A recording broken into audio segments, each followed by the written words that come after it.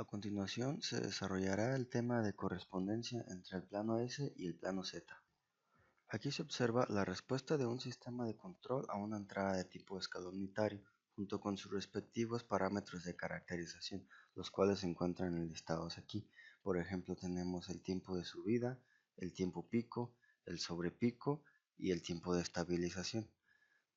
¿Por qué una entrada de escalón unitario? Bueno, porque esta es fácil de generar y es lo suficientemente drástica para proporcionar información de la respuesta transitoria y en estado permanente, además de que la transformada de Fourier del escalón unitario da todas las posibilidades de entradas al ser una serie infinita de valores.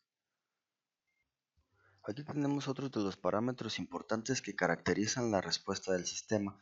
Tenemos, por ejemplo, el factor de amortiguamiento relativo, el cual se denota mediante la letra griega psi, es el factor de atenuación de la oscilación. En el siguiente gráfico podemos afectar cómo al variar este factor de amortiguamiento afectamos la salida del sistema. Mientras más grande, más lenta y menos oscilatoria es la respuesta. También tenemos la frecuencia natural amortiguada omega d, la cual es la oscilación si la salida se estabiliza, y la frecuencia natural no amortiguada omega n, la cual es la oscilación cuando la salida no se estabiliza. Y aquí tenemos algunas de las relaciones que nos sirven para obtener algún parámetro en términos de otro. Por ejemplo, el tiempo pico en términos de omega d y el sobrepico en términos del factor de amortiguamiento psi. Podemos tener diversos comportamientos del sistema dependiendo de los valores que le asignemos al factor de amortiguamiento psi. Por ejemplo, el sistema será subamortiguado si el factor de amortiguamiento se encuentra entre 0 y 1, lo cual nos dará una respuesta oscilatoria como se muestra en este gráfico para un ejemplo de una psi de 0.1. También puede ser críticamente amortiguado si el factor de amortiguamiento es igual a 1, lo cual nos dará una respuesta sin oscilaciones como esta línea azul. O también puede ser sobreamortiguado si el factor de amortiguamiento es mayor a 1, lo cual nos dará una respuesta muy lenta y sin oscilaciones como se muestra en este ejemplo de la línea verde.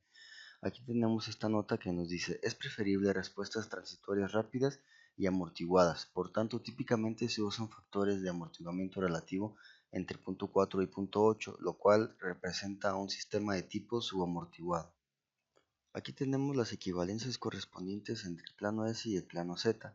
Los puntos del semiplano izquierdo del plano S corresponden a puntos dentro del círculo unidad en el plano Z, los cuales están denotados mediante las áreas amarillas y mediante los puntos verdes. Los puntos sobre el eje imaginario del plano S corresponden al círculo unidad del plano Z, los cuales están denotados mediante las líneas rojas, que es la circunferencia del círculo y el eje imaginario, y a su vez también por los puntos negros.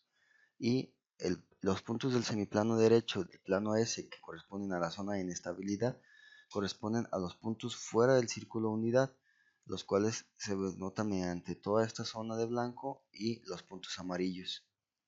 El tiempo de asentamiento se determina por el valor sigma de los polos dominantes en lazo cerrado, es decir, el desplazamiento horizontal con respecto del eje real. Este valor de sigma 1 corresponde a un círculo de radio e a la menos sigma 1t. Cuando este valor de sigma 1 disminuye aproximándose al eje imaginario, el círculo aumenta su radio, y de manera contraria, cuando este valor aumenta, el radio del círculo disminuye. El lugar geométrico de frecuencia constante es determinado por polos con la misma parte imaginaria, es decir, cada una de estas líneas horizontales tiene la misma frecuencia de oscilación. Estas líneas equivalen en el plano Z a líneas radiales con ángulo de omega t. Entonces, mientras más grande sea la frecuencia de oscilación, es decir, mientras más nos alejemos del eje real, mayor será el ángulo en el plano Z. De igual manera, si nos alejamos en el semiplano negativo, el ángulo tendrá que ser negativo como se ilustra en estas imágenes. El lugar geométrico de factor de amortiguamiento relativo constante es determinado por polos sobre una línea de pendiente dada como se ilustra en la imagen. Esta línea corresponde en el plano Z a una línea de tipo espiral. Cuando el ángulo de esta línea se aproxima a 90 grados, el factor de amortiguamiento relativo es cero, haciendo que el comportamiento de la espiral en el plano Z se aproxime al círculo unitario. El tiempo de asentamiento aumenta cuando los polos se aproximan al eje imaginario y disminuyen cuando se alejan de este. De igual manera, cuando los polos quedan cerca de la circunferencia del círculo unitario, el tiempo de asentamiento aumenta, y disminuye cuando se aproximan al centro del círculo unitario. La frecuencia de oscilación aumenta conforme los polos se alejan del eje real, ya sea de manera positiva o negativa, y disminuye cuando estos se acercan al eje real.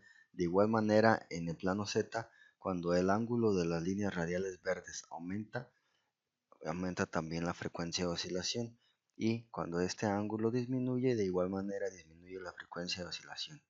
El factor de amortiguamiento depende de las líneas radiales negras del plano S. Cuando el ángulo de estas líneas se aproxima a 0, el factor de amortiguamiento es 1, y cuando se aproxima a 90 grados, el factor de amortiguamiento es 0.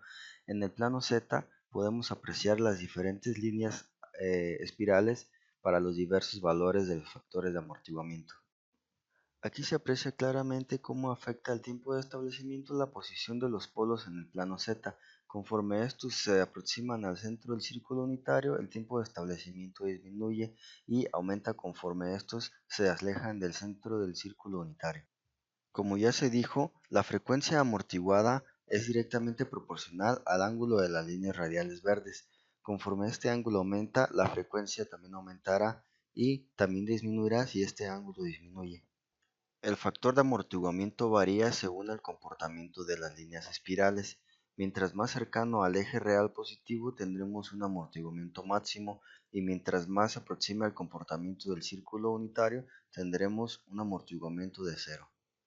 A continuación se expondrá una actividad de ejemplo para aplicar los conocimientos adquiridos del tema. Si el polo dominante del lazo cerrado de un sistema de control se mueve del punto A al punto B, es decir, de este punto a este punto, explicar qué sucederá con la respuesta al escalón, utilizar los conceptos de sobrepico, tiempo de establecimiento y oscilación. Del punto A al punto B hubo una aproximación hacia el centro del círculo unitario, por lo tanto habrá un menor tiempo de estabilización. El factor de amortiguamiento queda constante, ya que los dos puntos se encuentran sobre la misma línea de comportamiento espiral, así que también el sobrepico se mantiene constante.